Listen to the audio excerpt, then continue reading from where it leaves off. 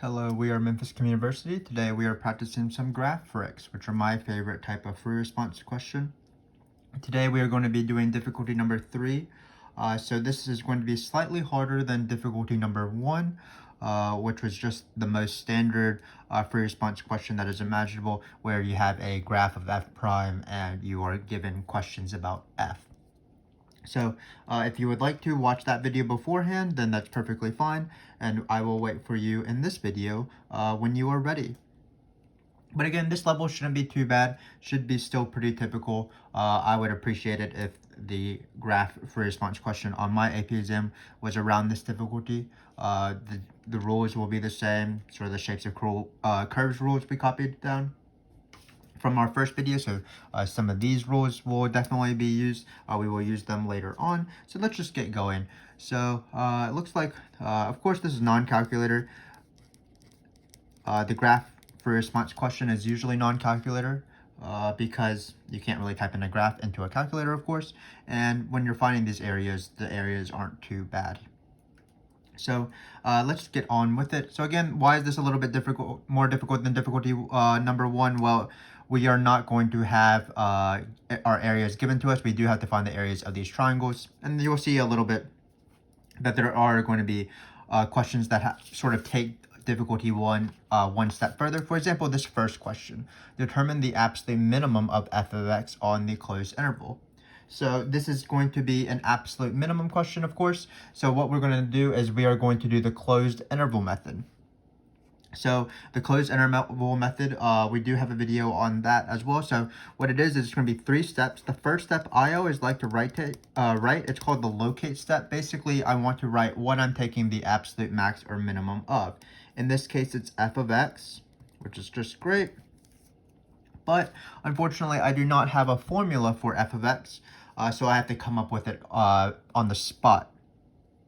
And hopefully you know that if you're given an initial point like this and are given information about f prime, for example, in a graph of f prime, you will be doing the fundamental theorem of calculus to write out the formula for f. So I'm going to do that right now. What it's going to be is it's going to be the given y, so that's negative 4 plus the integral. We're going to put f prime in the integral. This is, again, the fundamental theorem of calculus. We do need to put limits on our integral. Always the bottom number, the given number is the bottom number, so I'm going to put 2 here. And then I'm going to want to plug in numbers into x. So I'm going to have x on top here, so I'm going to plug in numbers into x later on when we do the table step over here. But because I only want to plug in numbers into the top of this integral to find the area from 2 to that number, I'm going to change these to actual t so that they don't match, just to be a little bit professional. Because again, you don't want to confuse plugging in numbers over here with plugging in numbers over here. We always just plug in numbers into the top of the integral. And this is really similar to particle motion or rate in, rate out questions, where you set up the fundamental theorem of calculus to find position and particle motion free responses and to find amounts and rate in, rate out FRQs. So it is the fundamental theorem of calculus. So this was the fundamental theorem of calculus. It is very important, and this is how I like to set it up every single time. Given y plus given x, 2x, f prime. And when we start finding numbers, we're going to be taking the area of the graph to find these integrals. So the second step is critical points. That's just the derivative equals 0. Here, there's no weird business, so just where f prime equals 0. I don't know why I wrote this little parentheses, but it's critical points. We'll just leave it. We'll just have parentheses randomly here. So f prime equals 0. So what we're going to do is we're going to go to our f prime graph and just count all the zeros and note them. So looks like we have x is equal to 0 here, negative 4, 4, and 6. So notice this point right here is to indicate that this point is 5, negative 1, so it goes all the way to 6. So we have negative 4, 0, 4, and 6. So x is equal to negative 4, 0, 4, and 6. Sometimes the critical point step is obviously a little bit harder than just looking at a graph. Like in a particle motion, you might need a graph velocity in a calculator to see where velocity has zeros. But in this case, we're ready to draw the table. So remember, in order to draw the table, you always need to have the endpoints of your interval in the table. So what we're going to do is we're going to write out this integral x, f of x. We're going to have negative 6 on the bottom. And then it looks like we have to put in 3 more numbers here, which is quite a bit of numbers. We do have to find 5 integrals, which will take some time, but I believe in us.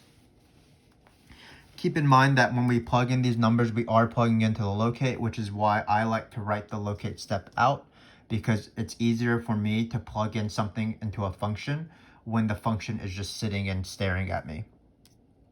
Whereas it'll be harder if I'm just sort of picturing it in my mind and trying to do all these 5 values, which would be quite a task.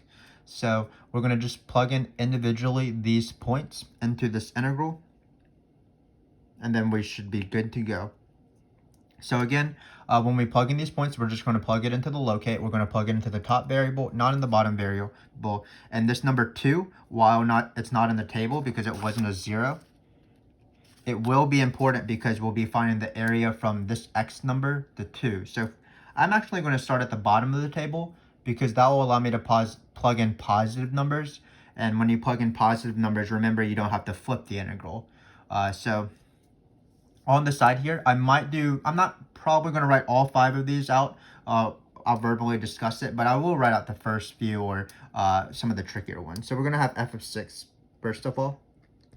And again, to plug in f of 6, what you do is you still have this negative 4 here. And then you integrate from 2 to 6.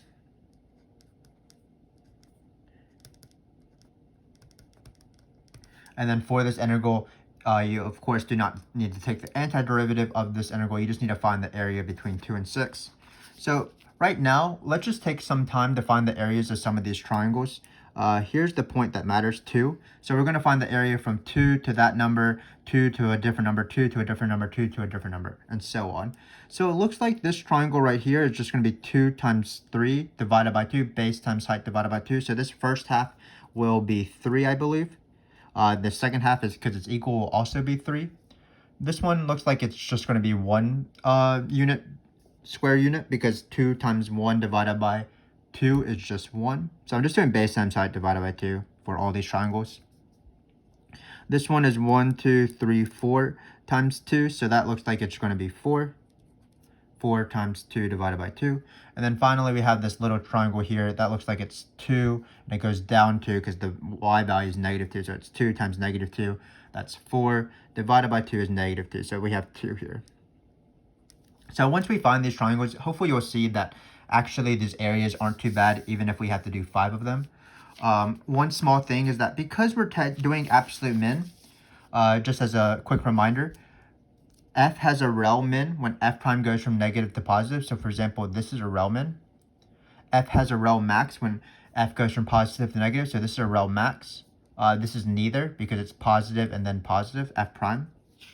So if you want to, you can write some sort of sentence being like, because I'm only finding the absolute min, I'm only putting zeros that are relative min, because a relative max and some critical point, which is this one right here, that's neither a rel max or min, cannot be the absolute min by definition. But if you don't want to write that sentence down and you just put in all the points, that will be perfectly fine as well. And that's what I'm going to do just to practice with these areas. So again, we could have maybe skipped some of these zeros if we had written a sentence being like, we are not going to consider anything that's not a relative min or the endpoints. But let's just practice with some areas to get better with them. So in this case, again, we're trying to find the area from 2 to 6, and we will add negative 4. So from 2 to 6, remember that negative area, area underneath the curve is negative. So we're going to have 3 minus 1, which is 2. So it'll be negative 4 plus 2, which is equal to negative 2. So that's what f of 6 is. And we just have to do this for the rest of these questions. F of 4 shouldn't be too bad. So we're just adding this positive area 3. So it's going to be, instead of negative 4 plus 2, it'll be negative 4 plus 3, because the area from 2 to 4 is 3. Great. Let's do f of 0. Why don't we write out f of 0? It's a little bit trickier. So notice when we find f of 0 before we even look at the graph. So let's just write it over here. This is where I'm being very careful with negatives. This would be a 0 here because we're plugging in 0. So notice when we plug in 0 into the top of this integral, this is when we need to flip the integral and negate it, because we put a smaller number into the top of the integral. And by definition of area, or by definition when you take an integral by finding area, the smaller number has to be on the bottom. So here you would maybe write -4, and instead of plus area, where 2 was the area between 2 and 6, you would write -4 minus the area, where area is the area between 0 and 2. So just be careful with that. So in this case, it'd be -4, sorry. Not plus 3, it'd be -3 to find this y value for 0. So it'd be -4 minus 3, which is -7. Let's try to divide this from our work. -7. Same thing for when you plug in -4 now. When you plug in -4, because -4 will be smaller, you'll have to flip the integral and negate it. So we're not going to find -4 plus the area. We're going to find -4 minus the area between 2 and -4. So it'll be -4 minus the 3 part minus the 4 part. So that'd be -4 minus 3 is -7, minus another 4 is -11. So hopefully you can tell exactly what I'm doing in terms of these areas. Notice that because these areas are pretty simple, I can do some of them in my head just to save time, because I'm just, for example, when we went from 0 to -4, we just tacked on another 4 area, but we just thought it was negative because, again, we weren't finding area, we were finding negative area. Let me just write the last one out for you, just to make sure that this makes sense. So we'll divide everything. If you've watched some of our videos, you know that my work is pretty messy, but that just comes with the fun. So we are going to find this last number, f of -6, right here. Let's just do it as if it was the first question. Again, just be careful. It's not always area, or it's never just area. It's always -4 plus the area. So we're going to have -4. Then we are going to write plus the integral. We're going to plug in -6 into the top. The bottom number is always 2. And then we're going to write f prime of t dt. This is going to be -4 minus the area, where the area is from these two numbers, so -6 to 2. So I'm going to write -4. So this is, again, pretty messy. This is a minus. And then we're going to put the area underneath here in this parentheses, where positive area is still positive and negative area is still negative, but I'm being careful with negative. So I'm going to put the area in this, and then I'll distribute this negative. So we're going to take the area from -6 to 2. Well, that's going to be 4 plus 3, because these are positive, which is 7, minus 2, because we treat this as negative area, so that's 5. So we're going to have -4 minus 5. But again, it is negative area. So actually, even if these even if these regions right here were above the x-axis, they sort of counted as negative area, even though they're normally positive area, because we had to negate the area. Sorry, that explanation had the word area a lot of times, so hopefully you understood that. But in the end, we get -9 here. So we are ready to write the answer. It looks like our absolute min is -11. So add x is equal to -4. F has an absolute minimum. Don't know how to spell out the word minimum. Pretty tricky word because it has a lot of n's and m's. Value of x is equal to -11. So again, let me just explain my work because it was a bit of a long explanation. So let me summarize myself. So we're trying to find absolute min or max. We have to locate what f of x is before we start. And f of x is going to be found using the Fundamental Theorem of Calculus. The bottom number that's given on the givens, so the x-coordinate is always on the bottom of the integral. The given y is added. And then we found the critical points by finding the zeros of the graph. So that was the easiest step, just looking at where the graph was 0. And then for each of the critical points, because they all fit within our endpoints and the endpoints themselves, we individually plugged in these 5 points into our function, which entailed plugging in each of these points individually into our integral and finding the area between 2 and that number. When we plugged in numbers that were past 2, it was just finding the area. So 2 to 4, 2 to 6, where area above the curve is positive, area below the curve is negative. But we were careful when we plugged in 0, -4, and -6, because when we plugged in those numbers are smaller than 2, so we did have to negate the integral.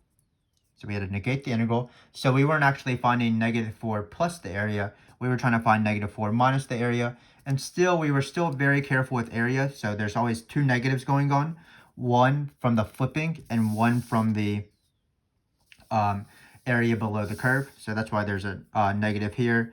And it so happened to be that this area was 5 because it's 7 minus 2. So there was a -2 from this area right here. But then we had to negate all of it because we flipped the integral. So hopefully that makes sense. Do practice these. They do occur in, using FTC like this, do occur in every single free response question of this type. So for example, when we did difficulty number 1, it was just asking two f values, one where you had to flip the integral, one where you didn't have to. So just be wary, and if you practice this enough, it should be sort of annoying process because it's so tedious to do all this stuff, but it should be something that you can get a lot of points for. But I'm going to be moving on to the shapes of curves questions of this free response practice question. So it says, on what open intervals is the graph of f both decreasing and concave up? So these are our rules again. So after you do your FTC sort of work, the rest of the free response question depends on how good you know these rules. And remember, we copied this down for difficulty number 1 if you want to screenshot it or something like this, but hopefully you'll just have these sort of burned into your mind so that you never forget it. Remember that you want to be as specific as possible, always using f prime as your subject of your verbs here, like is greater than or increasing. So f prime increasing, f prime 0. Again, there is a huge difference between f increasing and f prime increasing. It is unfortunate that increasing does appear in both of these rules, but if you keep them straight, then you should be fine. So for example, f is increasing when f prime is positive. That's a totally different thing than f prime is increasing when because that implies that f is concave up. So usually, again, the questions are about f, and then you look at an f prime graph to tell you about f. You never have to draw the graph of f. So in this case, we are trying to answer where f is decreasing and concave up. I like to justify my answer before I answer the question. So f is decreasing. That's when f prime is negative. So I'm going to be looking where f prime's graph is negative. And f is concave up when f prime is increasing. So again, I'll be looking at where f prime's graph has positive slope or is actually literally going up, no matter if it's above or below the line on these intervals, whatever they are. So let's look at this graph now. So let me just answer all the main questions. So let's just take f is increasing. Well, f is increasing. The rule is f is increasing when f prime is positive. So we're just going to look at where f prime is positive. So this is where f is increasing from, I believe that's -4 to 0 to 0 to 4.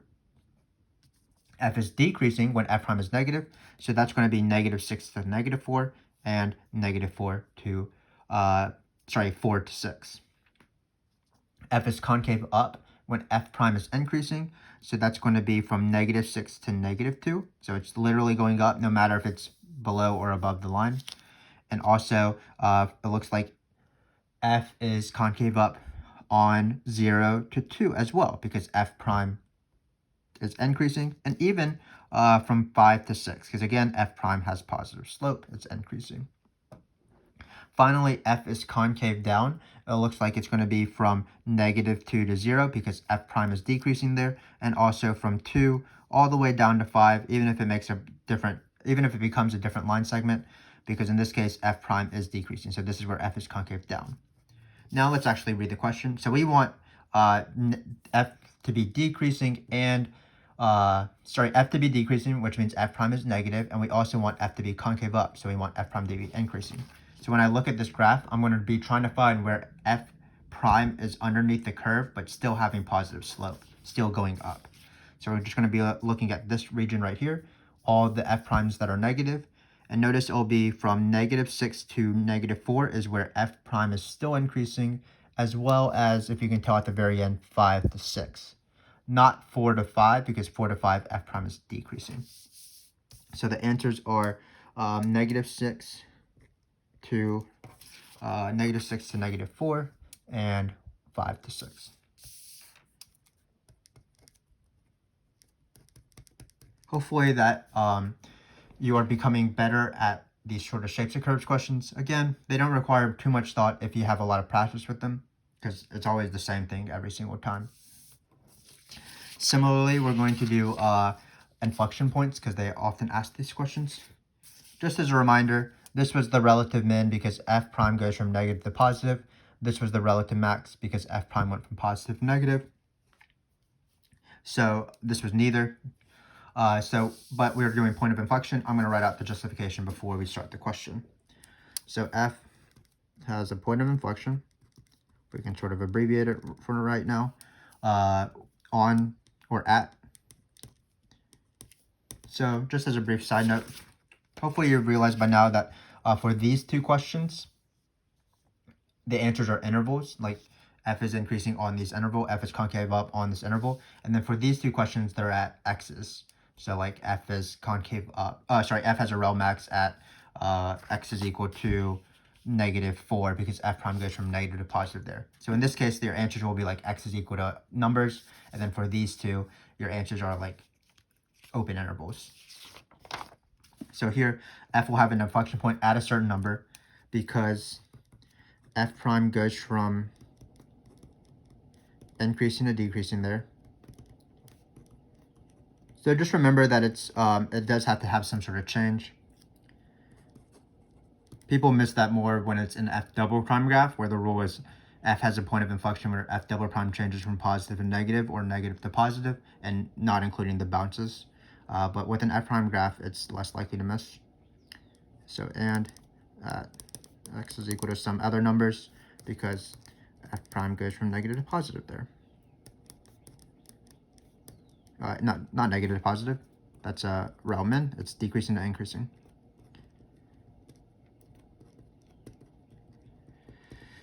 We'll write the word there. We'll write the word there. So let's look at this graph. So here he is again.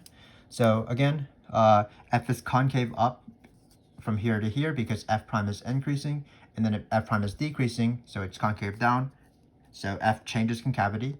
So f prime goes from increasing to decreasing, so -2 is an answer. Same thing with 2, increasing to decreasing. So it looks like -2 and 2 are two of our inflection points. And then f prime goes from decreasing, so f prime goes from decreasing to increasing, and also decreasing to increasing at these 2 points. So 0 and 5 are our last two inflection points. Again, these questions, they don't take very much time because you're just looking at a graph. The hardest part is just writing out the sentence probably, or the most time-consuming part. And if you just do enough of these, it just becomes second nature because there's not really much to think about. The questions resemble each other so often. And you can sort of expect one of these questions to appear on the AP exam, because if you look back at sort of old AP exams, you'll notice that it's on most AP exams, usually as either the third or the fourth free response question in the non-calculator section.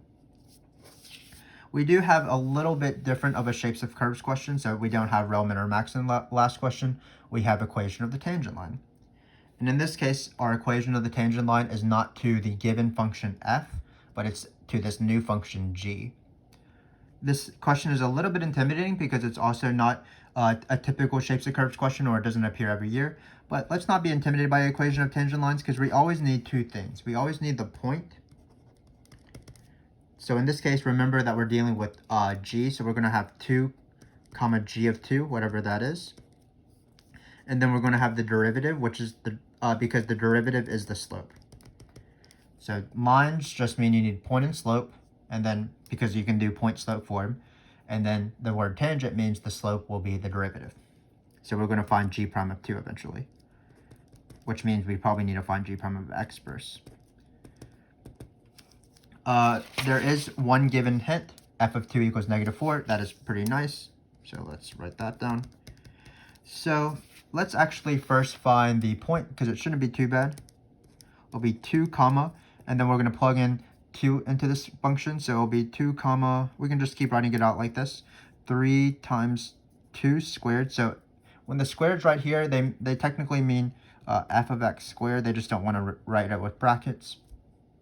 Sort of like sine squared is written like this.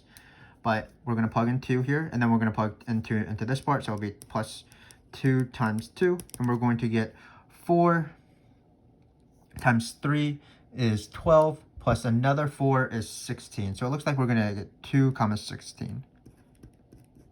So that is our point for G. Now we have to do the hard part. We have to take the derivative. As we take the derivative, it's probably actually pretty nice to write it like this, because then it's more obvious what's going on, rewriting the squared in this fashion. Because then we're going to be doing the power rule, because we have something to a power. But keep in mind that as we do the power rule, we do need to do the chain rule, because there's an inside function of f. So I'm going to do the power rule first. I'm going to drop the 2 to the front, which is 6, because 2 times 3 is 6. Keep the inside the same. Multiply by f prime of x. Again, this is because of the chain rule. So that was the chain rule. The derivative of the inside is f prime of x. That's what students mess up. Either they'll multiply by f prime of x, or for some reason they'll change the inside into f of prime of x, but that's just not how it works. If you want practice, for example, the derivative of sine square of x, which is written as sine of x squared. Similar concept. The derivative would be, drop the 2 down, 2 sine of x, keep the middle thing the same, whatever was in the original base, and then on the outside of everything, multiply by the derivative of the inside function because of the chain rule. So this is the derivative. We still have this plus 2x, so we're just going to write plus 2 at the end. And now we are ready to plug in 2, and we will be done. So when we plug in 2, it'll be f of 2. That's going to be negative 4. F prime of 2, we need to find that still. But let's write out this, so it's 6 times negative 4.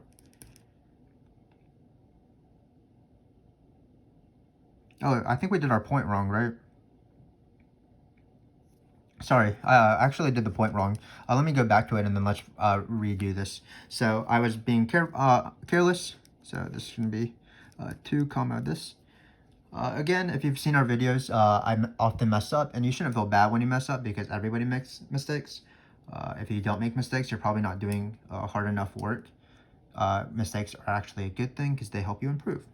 But when we plug in 2 here, we're going to get f of 2, which is negative 4. So we're going to have to square negative 4 already. So I accidentally squared the x value. I ignored the f of x. So when we plug in f of 2, it'll be negative 4. Negative 4 squared is 16. 16 times 3 is a big number. I think it's 48. And then we are going to have 48 plus that 4 here, because when we plug in to over here, it will just be 2, because there's no f of x there. So it looks like it's 48 plus 4, which is 52. So this is going to be, the point's going to be 2 comma 52. Again, you're plugging in 2 into this guy right here, which is this guy right here. You're going to get negative 4 squared, 16, 16, 32, 48. 48 plus 4 is 52.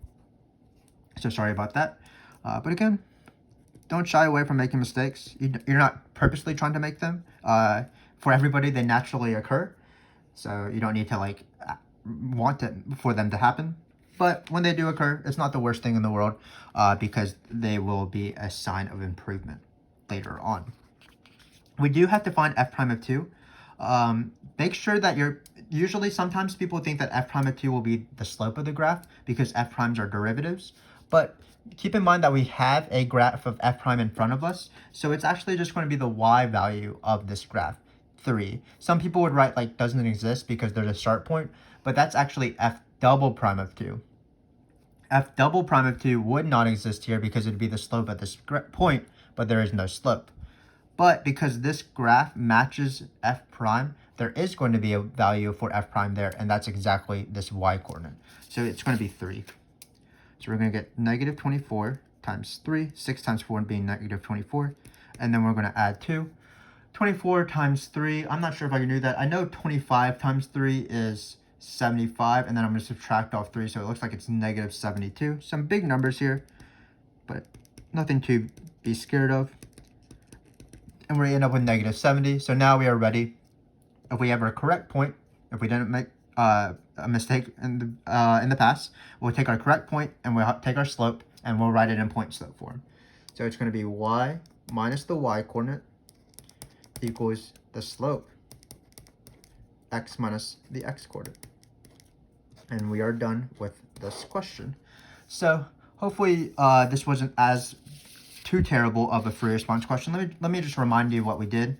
For absolute minimum, that was the thing that required us to do the fundamental theorem of calculus because that's what we were trying to take the max of, f of x, which required us to write it with the fundamental theorem of calculus.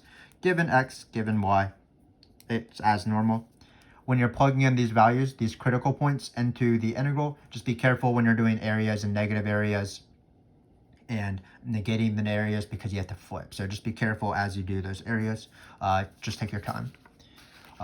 Very typical shapes of curves questions. Just knowing these rules are very helpful. So f is decreasing when f prime is negative. F is concave up when f prime is increasing. So in this case, we were looking for all the f primes that were below the x-axis but still had positive slope. So they were right here and right here in this little line segment at the end. Then you should be wary that they'll probably ask inflection point questions, relative min or max questions, which again are these rules. So inflection points are always where f prime goes from increasing to decreasing or decreasing to increasing. So it was these 4 points. If you wanted to, this would be the rel min. F prime goes from negative to positive. This would be the rel max. F prime goes from positive to negative. Finally, we had a fun little equation of the tangent line question at the very end. To find the point, you plug in 2 into the function, plug it in right, unlike what I did. So you just plug in 2, use your given point. When you take the derivative, just be wary that the derivative of 3f of x squared uses the chain rule. So that's why it's 6, because we did the power rule, and then this f prime is from the chain rule, chaining things.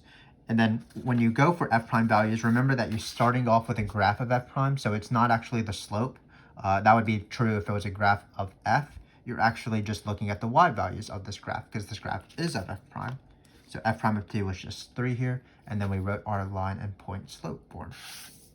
So I hope that you found this useful. Continue supporting us by continuing to watch the videos in this playlist as you keep practicing them, all these questions. I guarantee that you will eventually sort of know how to do all these rules. You'll just become more and more comfortable for these graph free response questions on the AP exam. So I do hope to see you in the following videos. Thanks again for watching. I had a fun time, even if we messed up that point in this question. We don't usually let mistakes bring us down. So again, thanks for watching. I'll see you in the next video.